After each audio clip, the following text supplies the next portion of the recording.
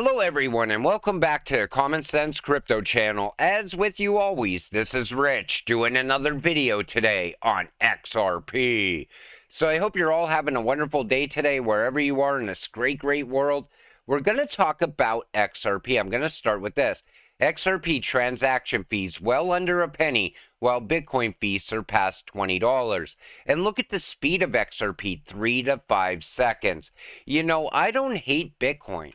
But Bitcoin maxis, they fire you up all the time. They take a dump all over XRP while they're trying to make a use case for Bitcoin in the future. You take a look at Bitcoin compared to XRP and there's no comparison.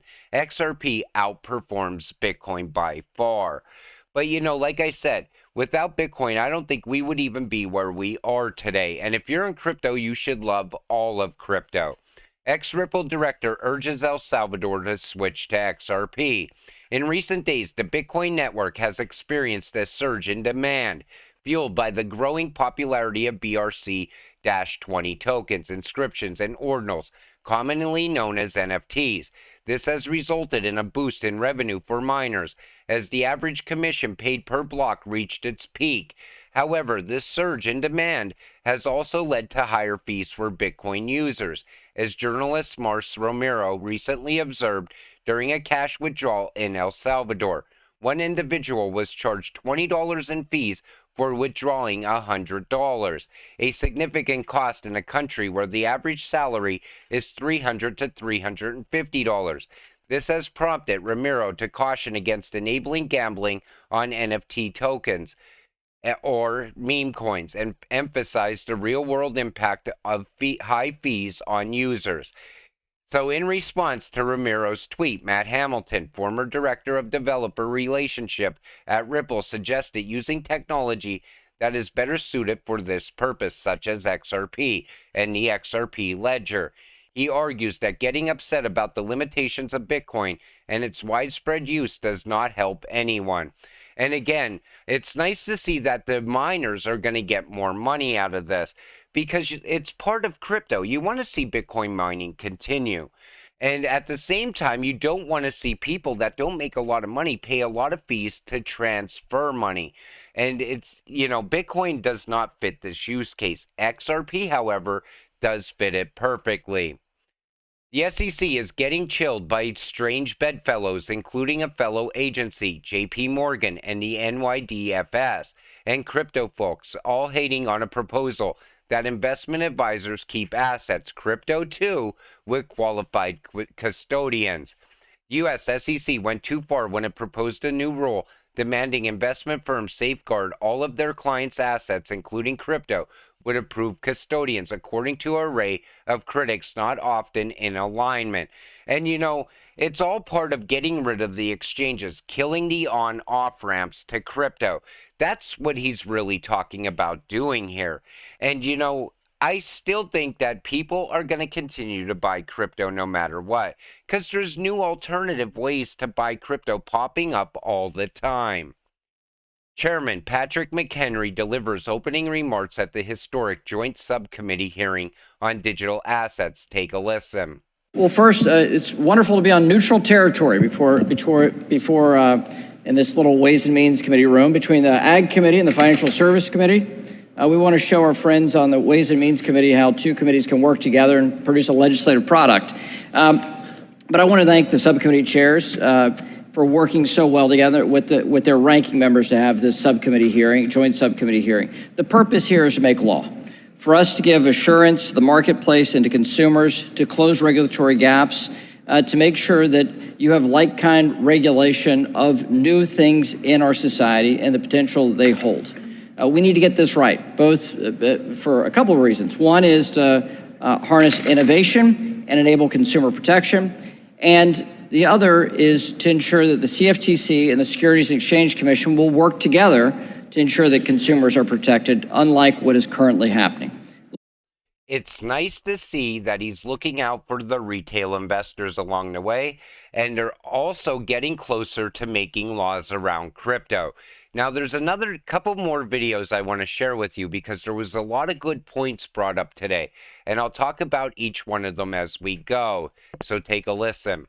Fair enough. For all of you, I want to end where I began. It was suggested that this hearing is not about regulation. It seems to me it is.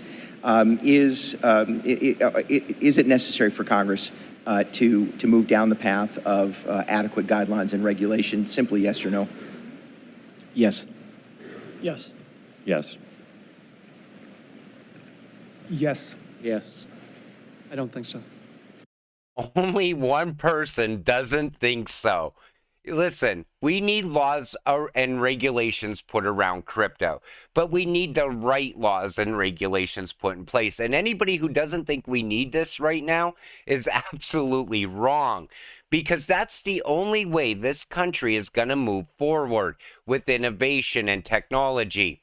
Now, this is Matthew Culkin today. He is partnered at WilmerHale and former CFTC division director. Take a listen to what he has to say. This is kind of lengthy, and I'll talk about it when he's done. So here we go. I'd like to make. The first is that the largest digital asset that are traded by market size and volume, those are commodities. And the statutory definition of commodity is intentionally broad. It covers almost all goods and articles, as well as services, rights, and interests in which futures trading takes place. So products like Bitcoin and Ethereum already have CFTC-registered futures contracts trading on CFTC-registered exchanges. In addition, the CFTC has successfully asserted anti-fraud and anti-manipulation jurisdiction, or its enforcement authority, over certain stablecoins, again, as defined by Congress in the Commodity Exchange Act. My second point is that the current framework limits the CFTC's enforcement authority solely to fraud and manipulation in the digital commodity spot market or cash market, and that authority is insufficient to adequately protect customers.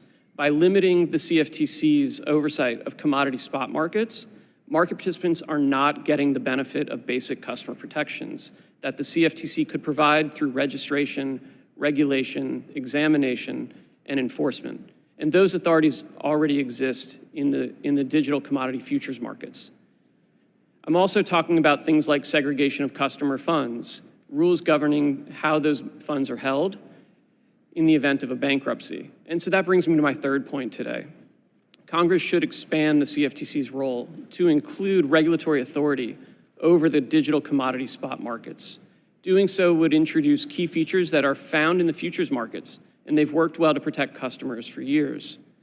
In addition to segregation of customer funds, I mean things like financial resource reporting requirements for intermediaries, exchanges conducting real-time surveillance over trading activity, regular examination for compliance with CFTC rules, and of course, enforcement for non-compliance with these rules. From 2017 to 2019, I had the privilege of serving as a division director at the CFTC. So it looks like he wants more law or more power over commodities and exchanges, taking that away from the SEC. And I think that's a good idea, because I think the CFTC actually has a better grasp on cryptocurrency and the technology behind it. And at the same time, he's looking out for the retail investor, making sure another FTX incident doesn't happen. And that's what we need in this space. Not get rid of crypto altogether, but put laws around it so bad actors can't take advantage of retail investors. Then there's this. I personally would like to Chair Gensler approach to my son Sam's approach. Take a listen. Under Mr. Massage's suggested approach, exchanges that don't list Bitcoin or Ether would be excluded from regulation. Mr. Massage testified that U.S. exchanges collectively list around 400 digital assets. The SEC has indicated that there are nearly 10,000 digital assets being traded on hundreds of platforms. Do you think it is problematic if we don't regulate the trading of digital assets and exchanges that don't list Bitcoin or Ether for trading? So, Congressman, thank you for the question. There are a number of digital commodities in addition to just Bitcoin and Ethereum. And I think, to Mr. Durgee's point earlier, that trend will continue. And so creating an artificial restriction to only include those digital commodities, I suspect we would be back here speaking with you again in the future.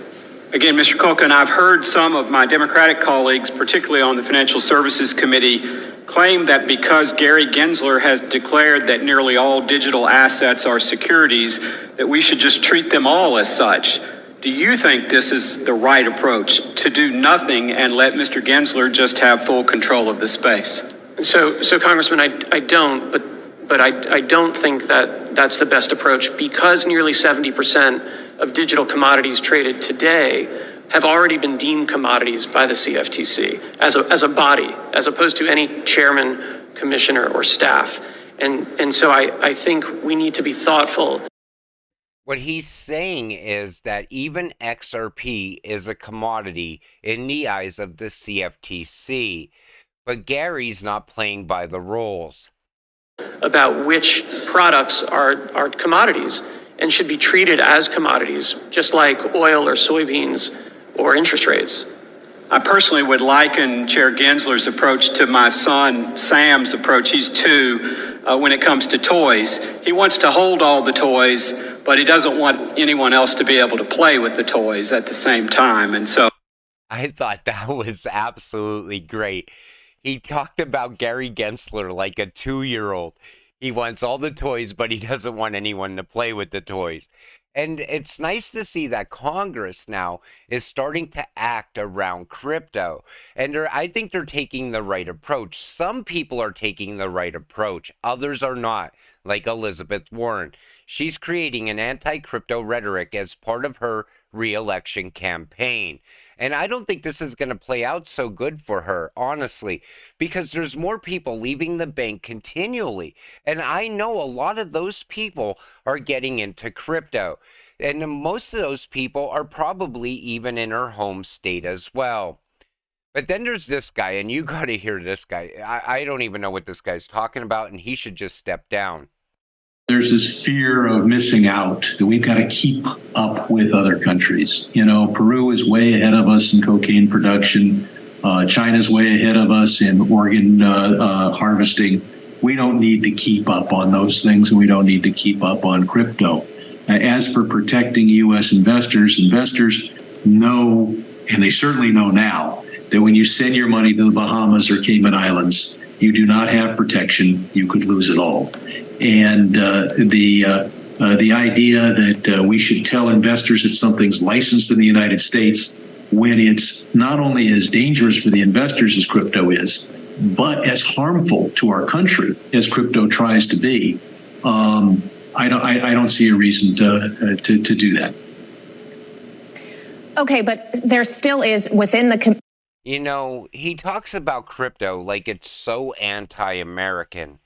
Crypto is the one thing where the hardworking average citizen could take some of their paycheck, put it into it, and all of a sudden get financial freedom. They could get rich off of it. And I don't think they like the idea of that. I think they want to enrich themselves and keep us poor along the way. And this guy is an absolute travesty to this country. His way of thinking is absolutely horrible. And you see how he kind of smiled talking about FTX, talking about investors sending their money to the Bahamas. This guy should just step down, in my opinion. I'm sure Gary Gensler got the memo before we did. The government is not prepared for the number of millionaires incoming. Former Goldman Sachs executive says crypto market about to accelerate out of bear market much faster than 2019.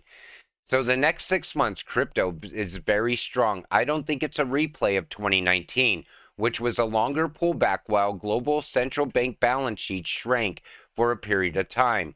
Knowing what's going on in the world and where it's going, we will probably accelerate. I think it looks more like 2015 to 2016 cycle, which was a big spurt up, which I think we're still in the middle of.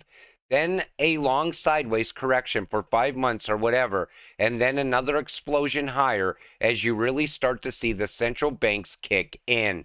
And again, that's what I was saying. You have to take a look around the world. You got to see the events that are playing out. That's why when I make some XRP videos, I talk about what's going on with the BRICS, what's going on with the banks, because it's all creating a scenario for what's about to happen inside of crypto.